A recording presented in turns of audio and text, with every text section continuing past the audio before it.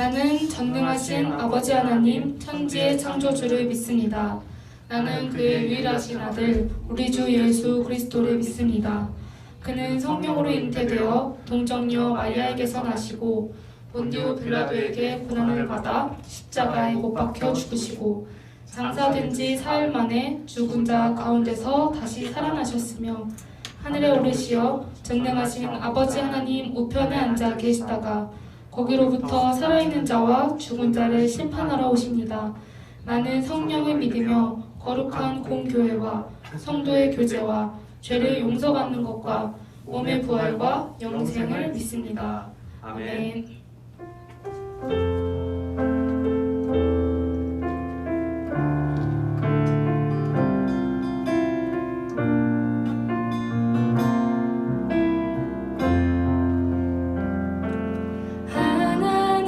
하나님은 너를 지키시는 자 너의 우편에 그는 되시니 낮의 해와 밤의 달도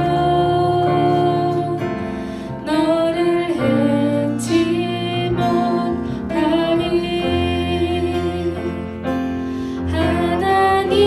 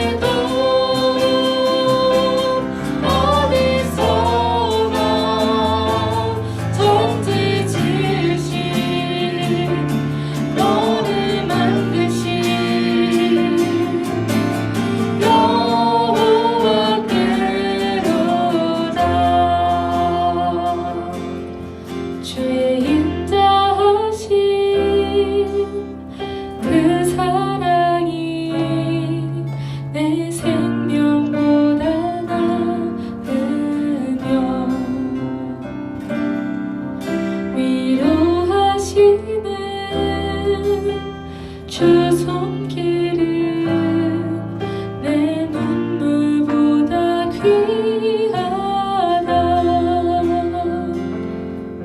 주의 인자하신 그 사랑이 내 생명보다 나으며 위로하시는 그 손길은 내 눈물보다 귀하다. 결국 내 주님과 함께 사는 것 나의 영원한 소원. 주의 아름다움 안에 사는 것 나의 영원한 기쁨. 주의 인자하신 그 사랑이 내 생명보다 나으며 위로하시는 주 손길은 내 눈물보다 귀하다. 변함이 없는 주 임재가 내 근심보다 가깝고 주님 흘리신 그 보혈은 내 상처보다 진하다. 결국 내 주님과 함께 사는 것 나의 영원한 소원. 주의 아름다움 안에 사는 것 나의 영원한 기쁨. 결국 내 주님과 함께 사는 것 나의 영원한 소원. 주의 아름다움 안에 사는 것 나의 영원한 기쁨. 결국 내 주님과 함께 사는 것 나의 영원한 소원. 주의 아름다움 안에 사는 것 나의 영원한 기쁨. 이 고백이 내가 진심으로 드려지는 고백이 되길 원합니다. 내가 주님과 함께 사는 것이 결국 내가 가지는 영원한 소원이고 나의 영원한 기쁨입니다. 이 진심을 다해서 우리 잠잠하게 목소리로 한 번 더 찬양하겠습니다. 결국 내 주님과 함께 사는 것 나의 영원한 소원. 주의 아름다움 안에 사는 것 나의 영원한 기쁨. 한 번 더 고백합시다. 결국 내 주님과 함께 사는 것 나의 영원한 소원. 주의 아름다움 안에 사는 것 나의 영원한 기쁨. 시간 함께 기도합시다. 인자하신 주님의 사랑이 여러분의 삶에 함께 있기를 원합니다. 하나님은 언제나 우리를 지키십니다. 우리가 참 좋으시는 하나님을 알게 해달라고 이 시간 기도합시다. 하나님이 참 좋으신 분임을 우리가 알면 우리가 그분과 늘 함께하고 싶어질 것입니다. 그렇게 될 때 그분이 우리의 기쁨이 되실 것이고 우리의 소망이 되실 것입니다. 그래서 우리가 방금 드렸던 그 고백, 결국 나의 소원은 주님과 함께 사는 것입니다. 나의 기쁨이 주의 아름다움 안에 사는 것입니다. 라고 하는 고백이 우리의 진정한 소원이 되길 원합니다. 참 좋으신 주님, 이 예배를 통해서 내게 말씀하여 주시옵소서. 내가 주님을 알게 해주시옵소서. 내가 참 좋으신 주님을 신뢰하며 나의 삶을 온전히 주께 드리는 사람 되게 해달라고 이 시간 선포하길 원합니다. 그 마음을 가지고 주님을 더욱 간구하는 마음으로 이 시간 함께 기도하겠습니다.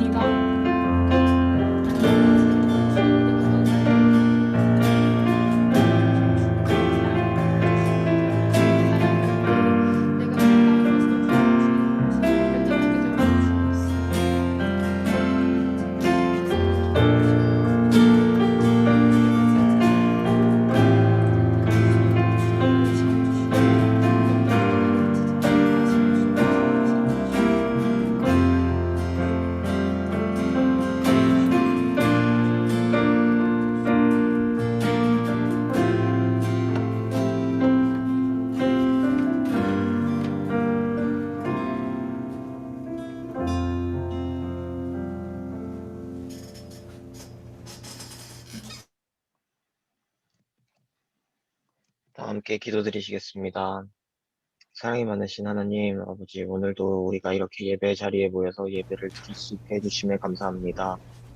기독교가 비난받고 있는 이 상황에서 우리가 더욱 예수님을 바라보고 견디길 소망합니다. 바라옵기는 하루빨리 이 상황이 끝나고 서로 만나서 예배하기를 소망합니다. 주님 도와주세요. 말씀을 전하시는 김백현 목사님과 함께 하셔서 하나님께서 우리에게 주신 감정을 깊이 생각할 수 있는 시간을 가지게 해주세요. 이 모든 말씀 예수님의 이름으로 기도드렸습니다. 아멘. 오늘 우리에게 주신 하나님의 말씀은 마가복음 1장 22절입니다. 다 찾으셨으면 제가 봉독하도록 하겠습니다. 못사람이 그의 교훈에 놀라니 이는 그가 가르치는 것이 권위 있는 자와 같고 서기관들 같지 아니함이러라. 아멘.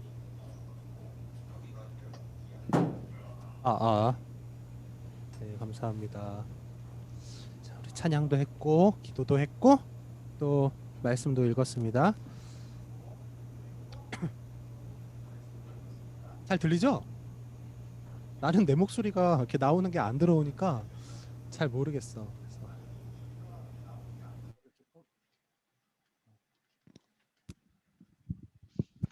들고 해야 되겠다.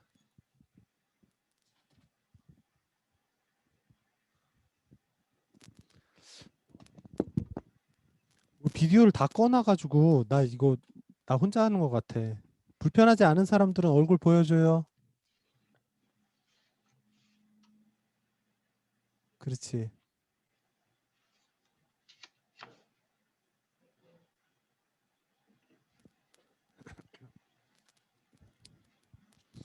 자, 오늘 우리가 읽은 말씀은 사람들이 이제 예수님이 그 자기 공생애라고 하는 자기 사역을 시작하면서 이제 사람들의 반응이 나타난 거예요. 사실은 뭐 마태복음, 마가복음, 누가복음 이런 데에 이 반응이 정말 수도 없이 많이 나와요.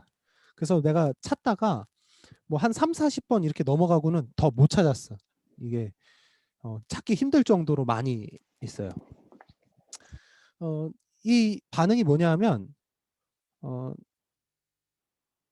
여기 우리가 읽은 말씀이에요. 뭇 사람이 그의 교훈에 논란이, 그의 가르침에 논란이, 그가 하신 일에 논란이. 사람들이 깜짝 놀랐다는 거예요. 근데 여러분 언제 놀라요? 우리가 보통 놀란다라고 할 때는 예상치 못한 우리가 이렇게 될 거야 라고 알고 있으면 사실 뭐가 확 튀어나와도 놀라지 않잖아요. 그래서 공포영화 많이 본 사람들은 이제 이쯤에 귀신 나올 거야 하니까 안 놀라더라고요. 얘가 육이 까만데 어두운 데서 좀비 나올 거야 이렇게 생각하고 있으니까 뭐 생긴 게 무섭기는 해도 놀라진 않아. 어, 예상하지 못한 일이 일어났을 때 우리는 놀란다라는 표현을 자주 하죠. 무엇에 깜짝 놀라는 건 우리 그 인간이 갖고 있는 방어적 본능이기도 해요. 갑작스러운 일 그리고 예상치 못한 것에 우리가 긴급하게 반응하려고 하는 뭐 기본적인 본능이겠죠. 그런데 희한하게도 이 깜짝 놀라는 걸 사람들이 꽤나 즐기고 있다는 사실 알아요? 어, 돈 내고 깜짝 놀라려고 해. 그러니까 예를 들면 우리가 영화나 드라마 봤는데 스토리가 내 예상대로 흘러갔어. 캐릭터가 내 예상대로 말해. 그럼 여러분 이거 재밌다고 해요? 어떤 범죄가 일어났는데 범인이 내가 예상했던 대로야. 제가 범인 같은데? 이러니까 걔가 범인이었어. 제가 착한 애 같은데? 이러니까 걔가 착해. 이런 것 여러분 우리가 보통 재미없다라고 말하죠. 특히 사람들은 반전이라고 하는 걸 드라마나 영화에서 굉장히 많이 찾습니다. 왜요? 반전이 뭐야? 예상하지 못했던 전개를 반전이라고 하죠. 원래 예상했던 전개에 반대되는 혹은 반전시키는 그런 전개를 우리가 반전, 그리고 그런 영화를, 그런 드라마를 우리는 재밌다라고 표현합니다. 이런 것들을 흥미있다라고 우리가 얘기해요. 그러니까 사람들은 생각보다 예상에서 벗어난 일이나 기존의 법칙과는 다른 것들, 그리고 다른 보통 사람들과는 다른 모습들을 찾고 기대하고 흥미로워합니다. 그리고 이렇게 놀라게 한 일이 긍정적이고 훌륭한 일이라면 그럼 어떨 것 같아요? 그죠? 그게 가장 좋은 일이겠죠. 예를 들어 반전이 일어났는데 이런 반전이 있었어. 옛날에 어떤 드라마였는데 그 드라마 제목이 뭐였더라? 막판에 주인공의 꿈이었던 거야. 이게 긍정적이에요? 정말 너무 허무하지 않아요? 어, 해피엔딩으로 가는 반전이 아니라 실제로는 뭐 지구가 멸망하는 거였어. 반전이. 그 실제로는 아주 절망적인 반전이 나타났어. 그러면 반전에는 놀라고 때로는 조금의 흥미도 있지만 기분이 썩 좋지는 않아요.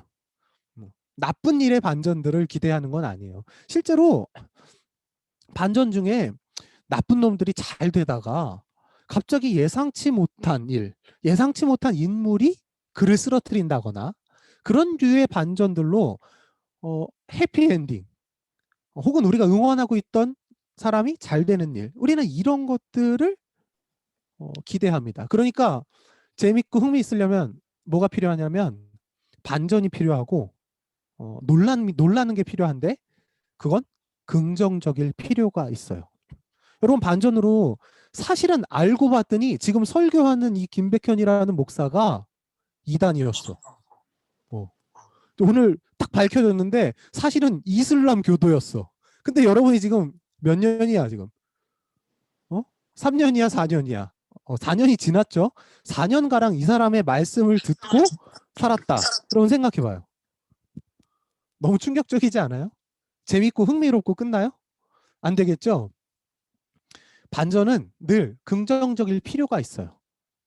이게 흥미있고 우리가 좋은 놀람으로 여기려면 말이죠.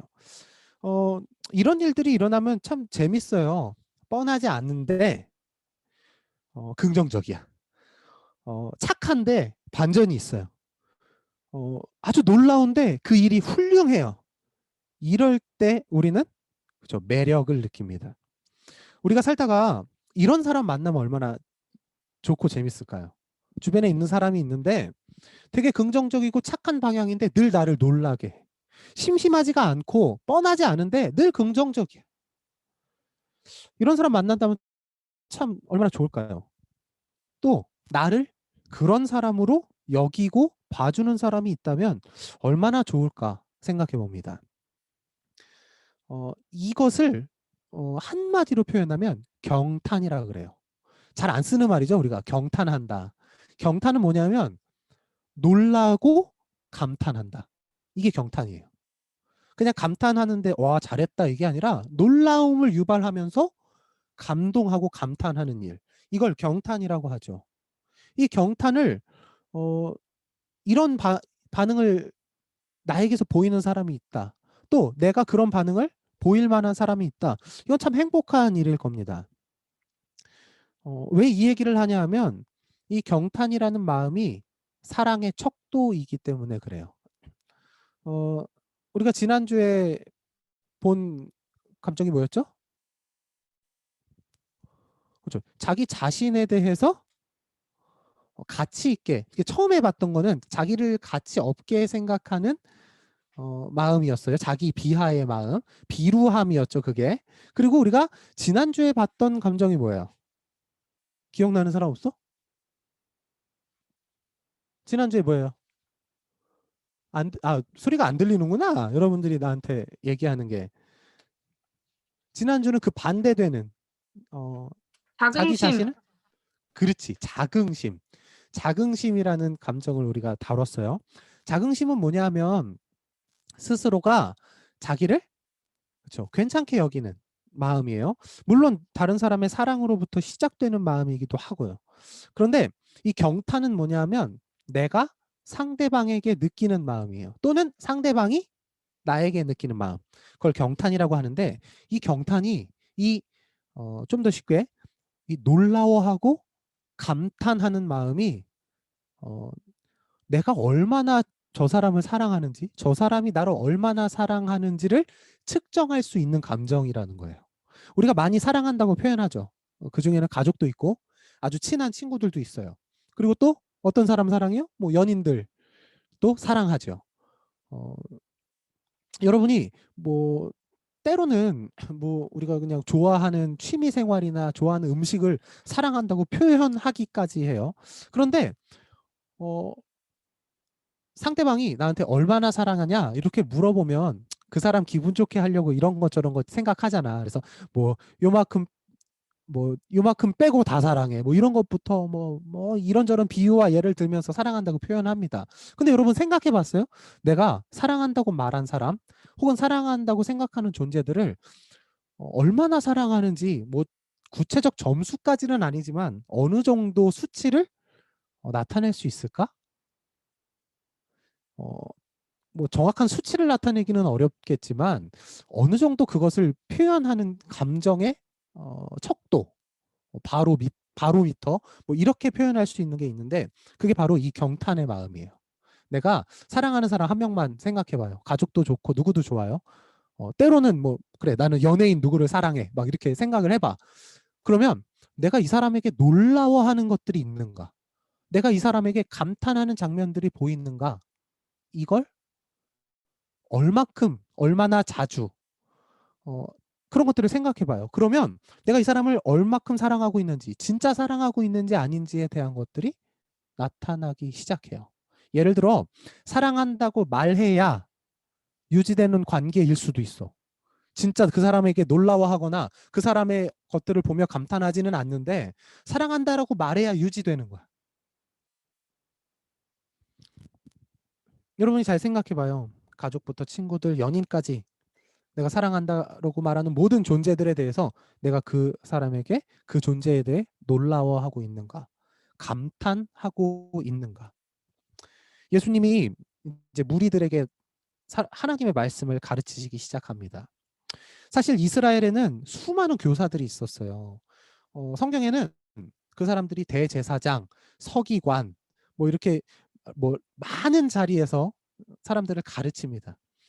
그래서 특히 이스라엘은 그 하나님의 말씀을 교육하고 뭐 외우게 하고 그대로 살게 하는 것들이 매우 중요했기 때문에 다른 어떤 국가들이나 어떤 나라의 문화보다도 교육적이었어요. 늘 모이면 가르침이 있었고 배움이 있었어요. 그래서 정말 놀라우리만큼 가정에서도 교육을 강조했고 마을 공동체에서도 교육을 강조했고 또 사회나 전체 국가에서도 교육이라는 아주 것들을 굉장히 강조했던 나라라고 볼 수가 있죠. 실제로 이스라엘이 했던 일들이나 이스라엘이 모였던 공동체들, 이스라엘을 분석해 보면 진짜 엄청나게 교육을 했다. 그래서 지금 여러분 뭐 서점 가보면 그 기독교와 상관없이 유대인의 교육 뭐 이런 책들도 엄청 많아. 왜냐면 우리나라도 교육열이 상당하잖아. 그래서 우리나라의 교육열들을 어, 그 반영해 볼 때 유대인의 문화는 굉장히 매력 있죠. 그래서 우리나라가 유대인의 교육 문화를 굉장히 좋아합니다. 그래서 책방 가면은 늘 있어. 어떻게 유대인들이 교육했고 어떻게 유대인들이 이 세계의 리더가 됐는지 뭐 이런 식의 얘기들. 그러면 좀 생각해 봐요. 그렇게 많이 배우고 그렇게 많이 가르치던 문화에서 어떤 사람이 혜성처럼 등장합니다. 그리고 사람들에게 가르치기 시작해요. 그럼 사람들이 깜짝 놀라 할까요? 쉽게. 잘 안 돼요. 왜냐하면 지금 명강사들이 널렸어. 다들 엄청나게 교육받고 살았고 알 만큼 알아요. 하나님의 뜻에 대해서, 세상의 이치에 대해서, 어떻게 살아가야 올바른지에 대해서 너무 많이 배웠고 너무 많이 가르쳤기 때문에 이미 새로운 게 없어요. 그러니까 지금 어떤 사람이 뭐 새로운 뭐 가르침이나 새로운 얘기를 해도 뭐 실제로 옛날에 누가 했던 말인 경우도 많고 그래서 어떤 사람이 이런 얘기를 했죠. 우리의 지혜는 고대인들에게 도둑 맞았다. 뭐예요? 어떤 지혜를 내도 옛날 사람들, 고대 사람들이 이미 다 했던 얘기인 거야. 그래서 새롭지 않아요. 놀랍지 않아요. 그런데 성경보다 놀라운 건 성경을 보다가 놀라웠던 사실은 이스라엘 사람들이 예수님 보고 깜짝 놀랬다는 거예요. 그것도 단 한 번의 사건, 단 한 번의 이야기가 아니었어요. 여러분 뭐 설교 듣고 예배하다 보면 막 깜짝깜짝 놀라요?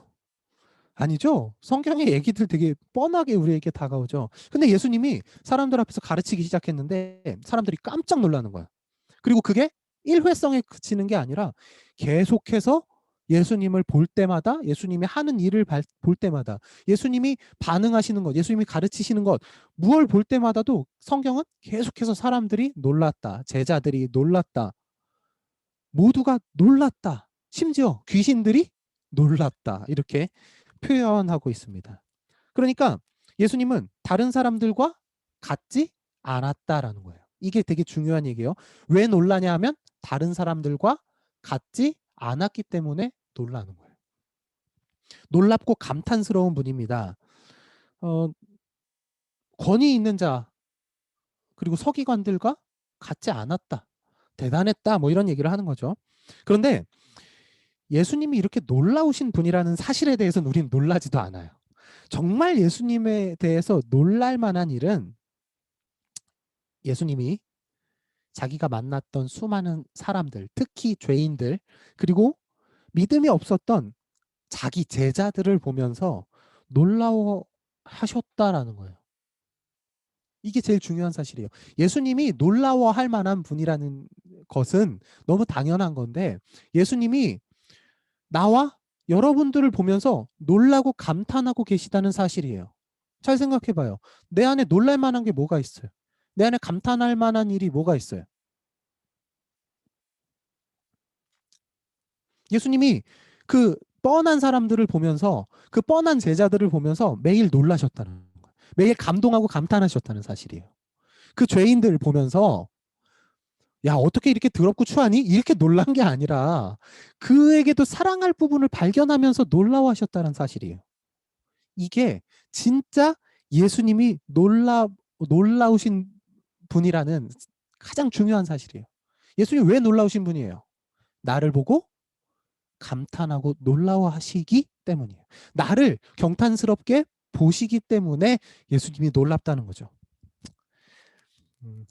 많은 사람들이 이 경탄, 이 놀랍고 감탄스러운 것이 사랑받는 자의 몫이라고 생각해요. 예를 들어 내가 감탄할 만한 사람이 되어야 내가 어떤 능력이나 어떤 감동을 자아낼 만한 행동을 해야만 나를 보는 혹시 여러분이나 내 주변의 다른 사람이 나에게 감탄하고 감동할 거라고 생각해요. 그래서 노력해요.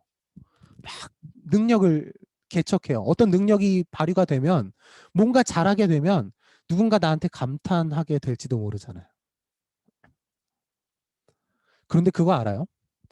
우리 아들이 내가 집에서 기타 치잖아? 감동을 안 해. 왠 줄 알아요? 맨날 듣던 거니까.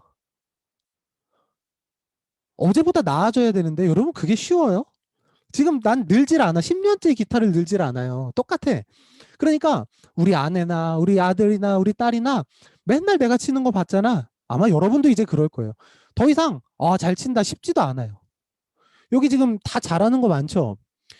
어, 내가 보니까 다미가 노래 잘하잖아. 여러분 놀라요 이제? 나는 이제 안 놀라. 그냥 잘하나 보다. 또 하는구나. 왜요? 그거 우리 지난주에도 들었잖아. 아니 대예배 때 얘 특송도 하고 매주 듣잖아요. 그쵸?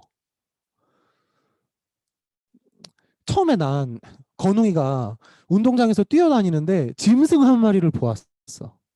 야, 어떻게 이렇게 짐승 같은 놈이 있지? 대단한데? 이제는 안 놀라. 그냥 저 짐승인 거 아니까. 놀랍지 않아요. 전혀. 여러분 무슨 얘기예요? 우리가 능력을 갖춰도요. 우리가 감탄스러울 만한 어떤 것들을 막 장착해도 여러분 2번, 3번 보고 10번, 20번 보면 아무도 그렇죠. 나에게 경탄하지 않습니다. 암만 잘해도 소용없어요. 그러니까 경탄은 받는 자의 몫이 아니에요. 내 몫이 아니야. 예수님이 잘나셔서 경탄스러웠던 것도 사실이에요. 그런데 정말 중요한 건 예수님이 경탄스러운 분이 아니라 나를 보고 경탄하시는 분이라는 사실에 있어요. 사랑받는 자의 몫이 아니라 사랑하는 자의 몫인 거예요. 감탄하는 건 감탄하는 자의 몫이지 야 네가 그 모양 그 꼴이니까 감탄할 게 없지 이게 아닌 거예요. 내가 감탄을 못하니까 못 보는 거죠. 여러분 우리는 평가 위주의 세상에서 살고 있어요. 점수를 내야 그 점수에 합당한 대가 그런 감동을 받습니다. 그런데 중요한 것은 맨날 1등만 하는 애들도 누구에게 감동을 못 준다라는 사실이에요. 감동 주려면 그냥 계속 꼴찌하다가 딱 1등 했을 때 그때 감동해요. 그런데 1등 한 3번 하잖아, 4번 하잖아. 그 다음부터 1등이라는 점수가 우리에게 더 이상 감동을 주지 않아요. 그러니까 이 감동은 받는 자의 몫이지 시키는 자의 몫이 아니라는 사실을 여러분이 기억해야 돼요. 그러니까 하나님과의 관계가 그래요. 예수님이 나를 보고 감탄하세요. 나를 보고 놀라워하고 감동하고 계세요. 근데 이 마음은 예수님의 몫이라는 거예요. 내가 잘해서 예수님이 감동하신 게 아니야.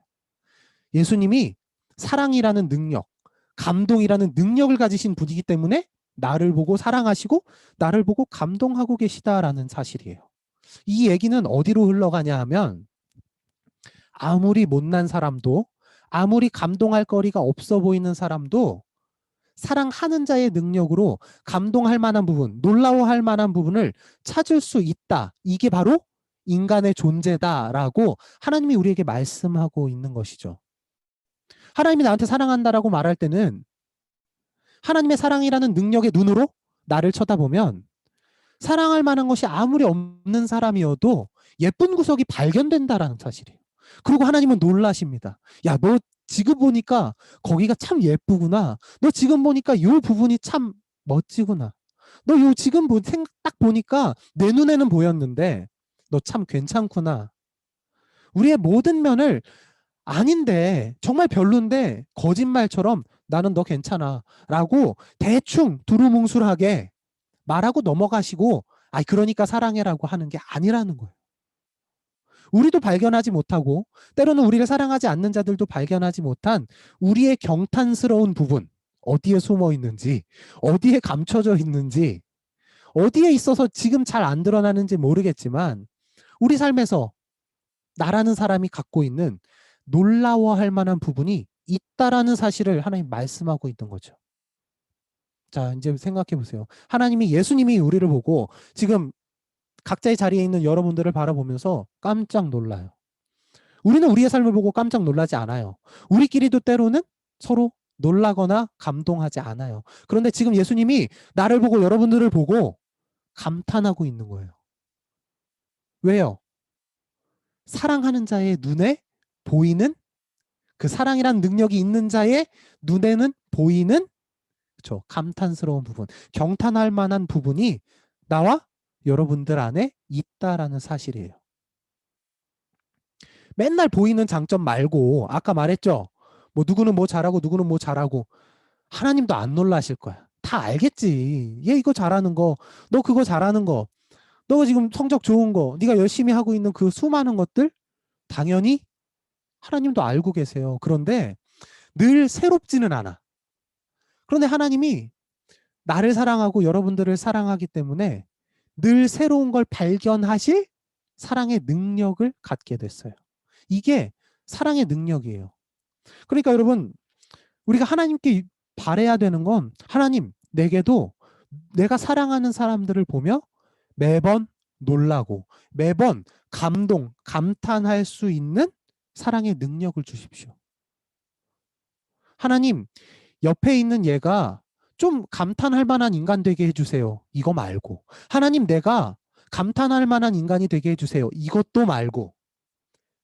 사람들이, 내 주변의 사람이 날 사랑해서 나도 발견하지 못한 나의 놀라움을 발견하게 해주십시오. 내가 이 사람 사랑해서 이 사람에게 경탄의 감정을 느낄 수 있게 해주십시오. 이게 우리의 사랑을 측정하는 일이에요. 측정이라는 건 이거예요. 감탄이 사랑을 대변하는 게 아니라 사랑하게 되면 감동하게 된다. 하나님이 우리를 사랑하고 있기 때문에 뻔한 나에게서도 매번 새로운 것을 찾으신다. 하나님이 나를 사랑하시기 때문에 추한 나에게도 값어치 있는 하나를 발견하신다. 나중에 이어서 얘기하겠지만 나는 이게 하나님의 창조의 능력이라고 생각해요. 이건 나중에 좀 붙여서 좀 이렇게 신학적인 얘기이기 때문에 여러분에게 기회가 되면 좀 설명을 하도록 하겠습니다. 하나님의 창조, 무에서 유를 창조하는 사건은 사랑할 만한 거 하나도 없는 이 무에서 사랑할 거리를 매일 새롭게 발견하시는 하나님의 사랑에 있다라고 이야기하겠다라는 거죠. 여러분이 이미 하나님의 사랑을 받고 있고 매일 하나님을 놀랍게 감탄시키는 이 존재로 살고 있어요. 그리고 하나님은 이 사랑함을 우리에게 그렇죠. 실천하라고 명령하셨어요. 그냥 우리가 처음에 뜨겁게 마음이 막 불지펴질 때의 그 사랑이 여러분이 아는 사랑의 감정이겠지만 사실 이 사랑의 감정이라는 것은 우리가 누군가의 괜찮을 점을 찾기 시작하는 것. 뻔한 상대에게 놀라운 점을 발견하기 시작하는 것. 이게 바로 사랑이 갖고 있는 능력, 그리고 사랑하는 감정으로 인해, 사랑하는 마음과 행동으로 인해 드러나는 점수라고 할 수가 있을 겁니다. 그래서 오늘은 우리가 이따가 소그룹 모임 때 시험을 볼 겁니다. 우리가 얼마나 사랑하고 있는가. 같이 모인 사람들에게 가만히 살펴보고 가만히 생각해 봐서 우리가 이전에는 발견하지 못했던 상대의 감탄스러운 부분들. 이게 여러분 이 감탄스럽다라고 해서 너무 이렇게 뭐라 그래 너무 이렇게 크고 환상적이고 아름답게 그리려고 애쓰지 않아도 돼요. 아주 사소해도 좋고 아주 단순한 얘기여도 좋지만 내가 이전까지 발견하지 못했던 일, 놀라운데? 라고 생각할 만한 어떤 것이든 좋아요. 그것들을 서로에게 이야기하면 좋을 것 같고 또는 그런 걸 경험했던 그런 것들을 느꼈었던 경험들을 서로 한번 나눠보면 좋지 않을까 생각합니다. 그래서 이것은 여러분의 마음 안에 경탄스러움을 받을 때를 얘기하는 게 아니라 여러분이 누군가를 사랑하는 주체로서 누군가를 경탄으로 누군가를 놀라워하고 감동하는 일이 내 몫이라는 사실을 여러분이 기억하면서 사랑으로 나아가기를 원합니다. 사랑할 때 사랑할 만하니까 사랑하고 얘는 사랑할 만하지 않으니까 사랑 안 하는 게 아니에요. 사랑할 만함은 내 안에 있다는 사실을 기억해요. 사랑의 몫이 상대를 놀라워하고 상대를 감탄하는 몫이 철저하게 사랑하는 주체인 나에게 있다는 사실을 기억하세요. 그래서 내가 사랑 못하잖아? 그러면 제 책임이 아니야. 사랑 받을 만하지 않은 네 책임이 아니라 사랑 못하는 내 책임이야. 이걸 여러분이 기억하면서 오늘 또 나눔으로 이어져 나가보겠습니다. 기도하고 말씀 마칠 텐데요. 기억하세요. 예수님은 감탄하실 만한 분이지만 가장 중요한 건 예수님이 여러분을 사랑하는 주체로서 감동하시고 여러분을 놀라워하신다는 사실을, 그리고 그것은 지금도 이어지고 있다는 사실을 기억하기 바랍니다. 기도하겠습니다.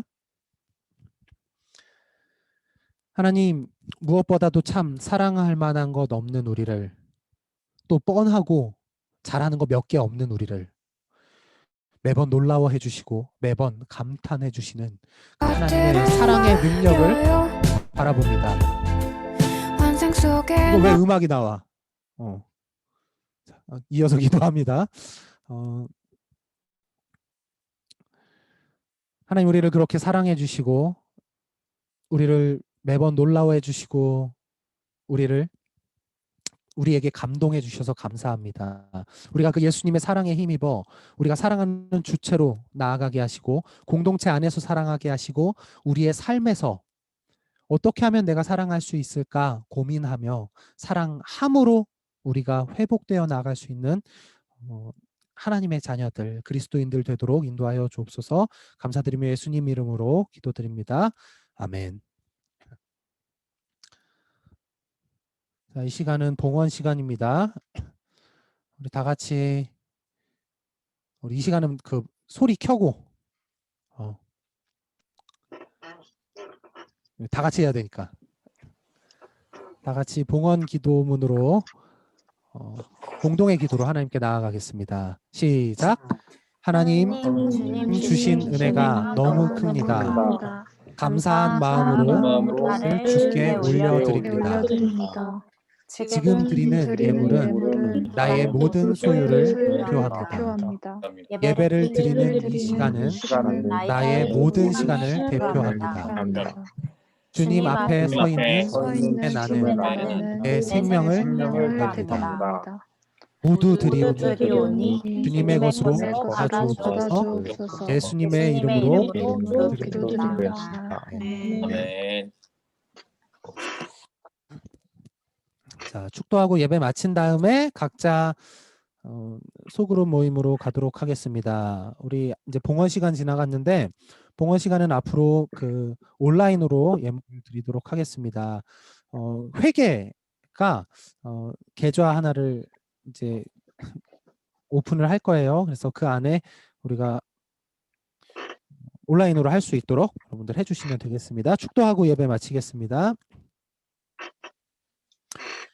우리 주 예수 그리스도의 은혜와 아버지 하나님의 사랑하심과 성령 하나님의 위로하시며 교통하심이 주님께서 우리를 경탄하시며 사랑하신다는 사실을 기억하며 사랑하는 자의 몫으로 우리가 다른 사람들을 놀라워하며 감동하며 기꺼이 사랑하기로 결단하는, 이곳에 모여 예배하는 각자의 자리에 예배하는 모든 청년들과 예수 그리스도의 몸된 경민교회 가운데 지금으로부터 영원토록 함께 하시기를 간절히 축원하옵나이다. 아멘. 네, 예배 마쳤고요. 소그룹 모임 하도록 하겠습니다. 아까 얘기한 것 나눠주시면 돼요.